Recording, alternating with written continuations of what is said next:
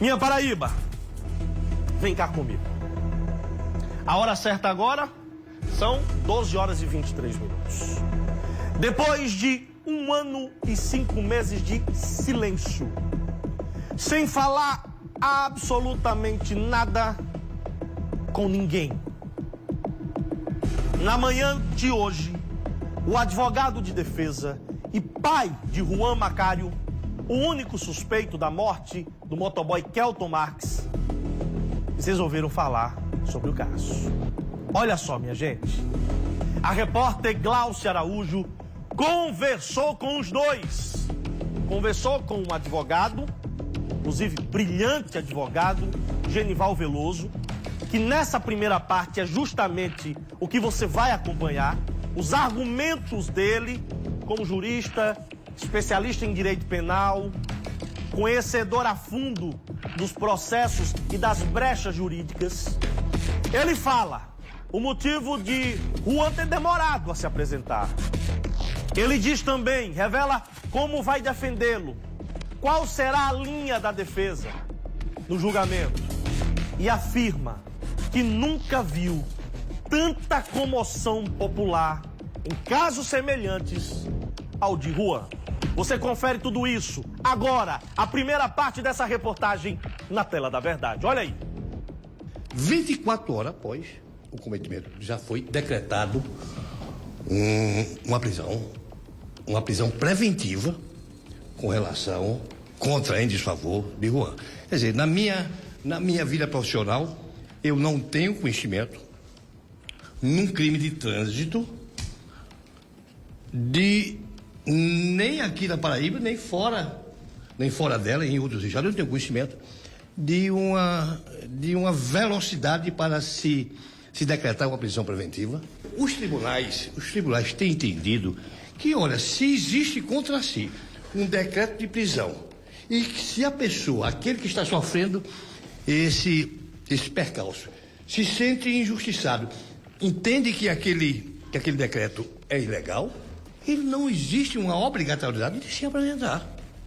Também não me surpreendeu, e nem sei explicar, causou tanto frenesi, causou-se tanto embaraço, né? E nós vimos que tantos outros casos semelhantes, iguais, né, parecidos, acontecem todos os dias e não se dão a mesma dimensão. O senhor não acha que, por conta daquela gravação em que mostra a velocidade que o carro estava trafegando ali naquela avenida durante a madrugada, isso pode ter causado toda essa comoção da população, principalmente porque era um pai de família que já estava voltando para casa depois do trabalho? Isso não pode ter feito com que a justiça acelerasse esse processo? Olha, a justiça acelerou 24 horas após o fato. Ainda não se tinha todo aquele estardalhaço, ainda não se tinha todo aquele clamor. E eu entendo que esse clamor não foi em função de ter essa câmera que determinava essa ou aquela velocidade. Tantos outros casos demonstram através de perícia ou demonstram através dos primeiros comentários que o carro excedia a velocidade permitida e nem por isso se causou tanto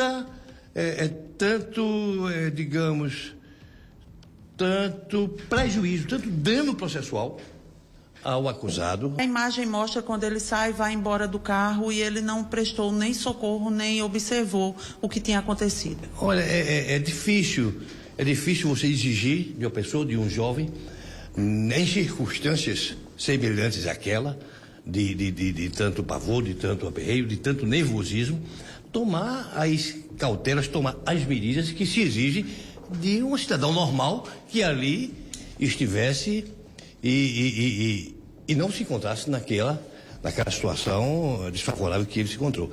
Então, é difícil, né?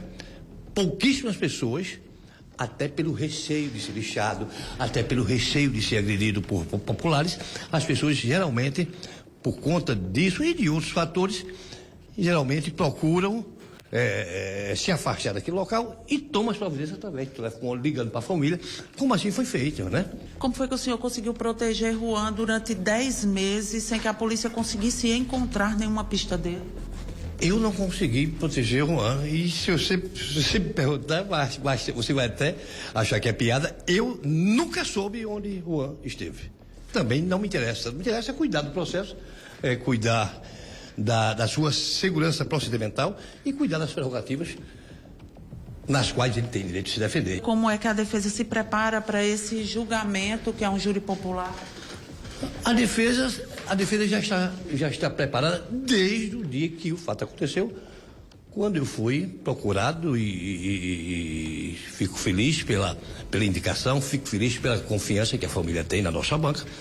E desde então estamos preparados para conduzir, né?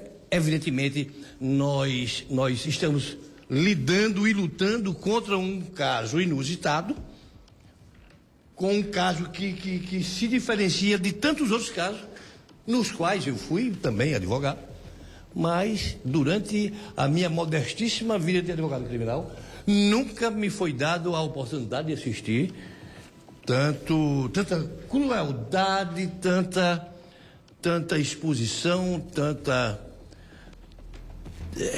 tanto clamor, a ponto de frear, de coibir as autoridades competentes de conceder e de autorizar a sua liberdade provisória, porque a ela ele faz juiz em todos os pormenores, em todos os sentidos, pela sua primariedade, pela sua condição de trabalho, os seus antecedentes de bom homem, de bom pai, de cidadão ordeiro. Deu para perceber aí um pouco, quem não conhecia o advogado Genival Veloso de França, porque que ele é um dos mais requisitados e brilhantes, posso assim dizer, advogados que trabalham com causas criminais aqui na Paraíba, né? Ele tenta, com a sua verve muito eloquente, muito inteligente, isso aí é inegável. Eu sou um fã dele como operador do direito, sou um fã dele. Mas eu queria só deixar claro uma coisa aqui. Enquanto ele busca explicações para tudo que aconteceu, né? Não sei se ele se atentou nessa defesa ao Juan Macário, que, como bem o senhor disse, doutor Genival Veloso, é um caso ímpar. Não temos conhecimento, nem na Paraíba e nem no Brasil, de um outro caso. Durante a madrugada, uma pessoa utilizasse do seu veículo a 163 km por hora no retão de Manaíra, que o senhor bem conhece, por volta das 3 e pouca, 4 horas da manhã, e atropelasse, ao avançar o sinal vermelho nessa velocidade, um trabalhador, um pai de família que estava voltando para sua esposa, para os seus filhos, e com um carro com bebida e drogas. Talvez seja por isso, né? Está tentando aí, de forma muito competente, auxiliar o seu cliente, né? É normal, claro, jamais eu vou criticá-lo por isso. Sei que todos têm direito à defesa. E repito, o senhor é um brilhante advogado, eu sou fã do senhor. Agora, só para relembrar desse pequeno fato, né? Talvez nenhum outro caso que eu já mostrei aqui ou durante os meus 20 anos de profissão, nós tivemos uma morte tão violenta, tão assustadora, com tantos requintes como essa. Tá? Mas respeito, claro, evidente, a sua opinião, o senhor vai seguir nessa linha e agradeço, inclusive, por falar com a nossa equipe, tá? Por saber que nós não iremos fazer sensacionalismo em cima disso, porque daqui a pouco você vai ouvir o pai do Juan Macário. O pai dele vai quebrar o silêncio de mais de um ano. Doutor, salvo engano, doutor Genival Veloso, ele entrou no caso depois que um outro advogado abandonou, né, Cristina? Ele não pegou o caso desde o início, ele pegou depois.